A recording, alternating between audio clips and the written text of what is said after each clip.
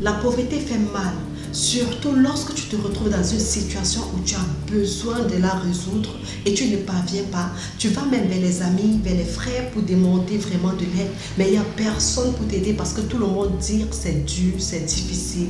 Là, du coup, tu deviens frustré parce que tu ne sais même pas par où commencer. Si toi, tu es dans cette situation, je t'invite déjà à faire 4 choses. Abonne-toi premièrement à cette chaîne, active la cloche de notification, like la vidéo et surtout regarde cette vidéo jusqu'à la fin parce que dans cette vidéo, je te donne 6 sacrifices que tu peux faire pour sortir définitivement de la pauvreté. Si tu en as marre de la pauvreté, si tu es fatigué de vivre dans la pauvreté, si tu es fatigué de réfléchir, de casser ta tête mais tu ne trouves même pas d'issue favorable, déjà je t'invite à regarder cette vidéo jusqu'à la fin. Pour les personnes qui ne me connaissent pas, je suis Rosmaël Dioufo, je suis promotrice de l'entreprise Semato Market, qui est une entreprise spécialisée dans la vente en ligne des appareils électroniques et électroménagers dans les régions septentrionales du Cameroun, notamment dans la région de l'extrême nord, du nord et de l'Adamawa.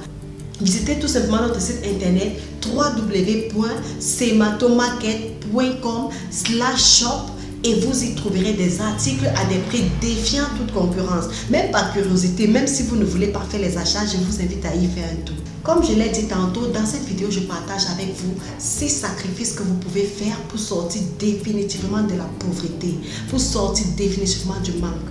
Le premier sacrifice que je viens vous demander de faire ici, c'est l'éducation. Les gens ont tendance à négliger l'éducation. L'éducation que vous voyez, c'est la base de toute chose. Vous ne pouvez pas décider de sortir de la pauvreté tant que vous ne vous êtes pas éduqué personnellement. Vous pouvez décider d'acheter même des formations ou bien encore faire vos propres recherches pourvu que vous vous éduquez. Il y a un jeune homme qui est venu me voir dans mon bureau avec une somme de 500 000 francs, ne sachant vraiment pas quoi faire avec ces 500 000 francs. J'ai demandé au jeune homme, qu'est-ce que tu veux faire avec ces 500 000 francs?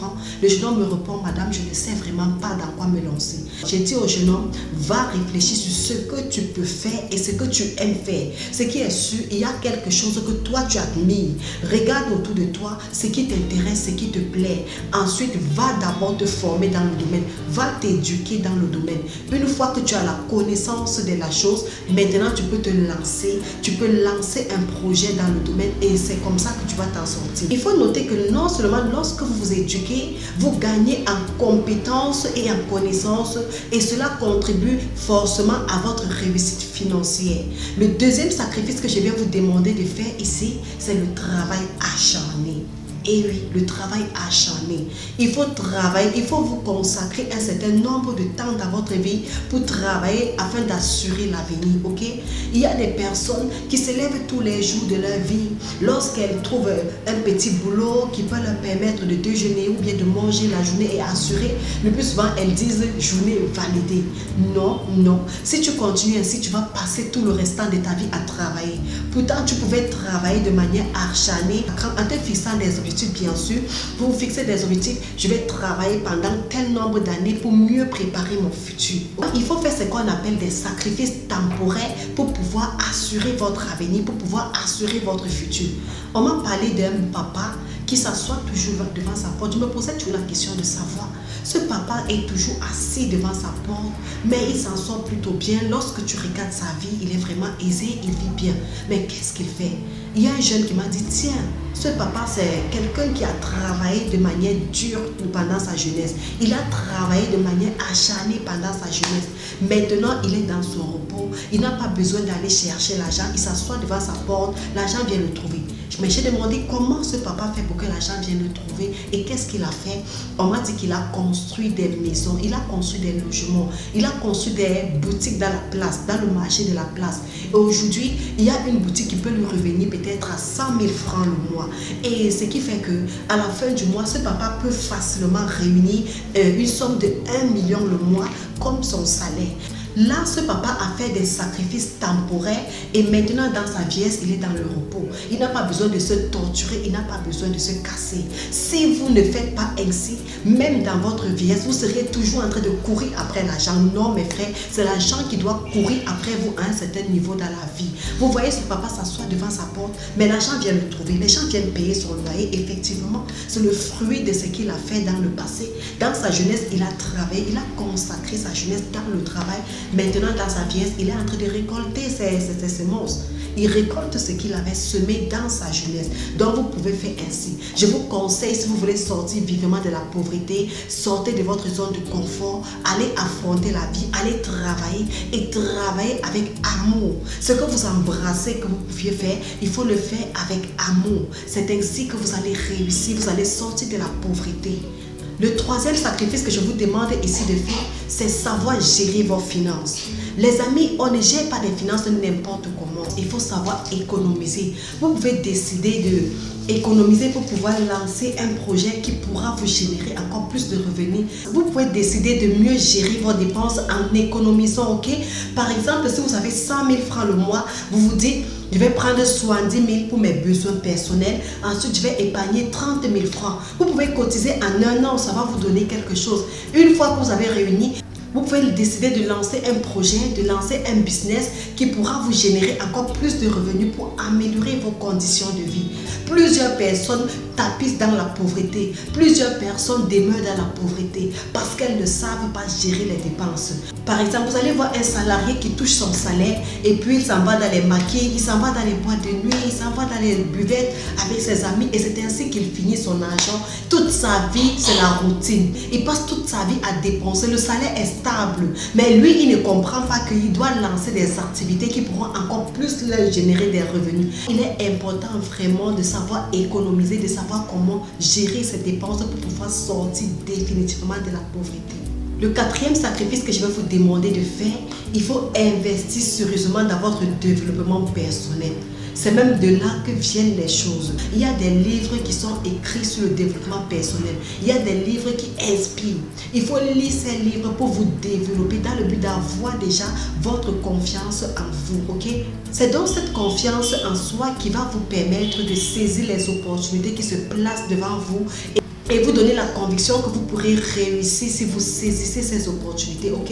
C'est pourquoi il est important d'investir sur sa personne. Le cinquième sacrifice que tu dois faire, ou bien que je te conseille de faire, c'est d'envisager l'entrepreneuriat, les amis. L'entrepreneuriat que vous voyez de nos jours, c'est tellement porteur, surtout quand tu t'investis dans un domaine vraiment qui donne. Oh là là, tu te retrouves en train d'être autonome, d'être ton propre patron. Et lorsque je dis investissez dans l'entrepreneuriat, vous devrez prendre des risques et que ces risques soient calculés, ok? On ne se lève pas un bon matin et puis on dit je vais faire entrepreneuriat. On doit être capable de prendre des risques calculés parce que l'entrepreneuriat même, c'est le risque. Ceux qui font dans l'entrepreneuriat, ce sont des personnes qui ont compris que pour être riche, il faut entreprendre, il faut prendre des risques.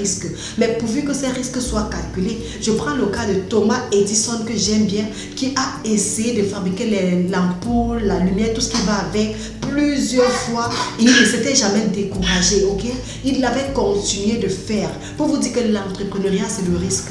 Il a pris le risque de faire et de refaire jusqu'à ce qu'il obtienne son résultat. Donc, tu dois être capable de sortir de la sécurité de l'emploi pour créer ta propre entreprise afin d'atteindre tes objectifs financiers. Le sixième et dernier sacrifice que je vous demande de faire ici, c'est d'éviter des relations néfastes.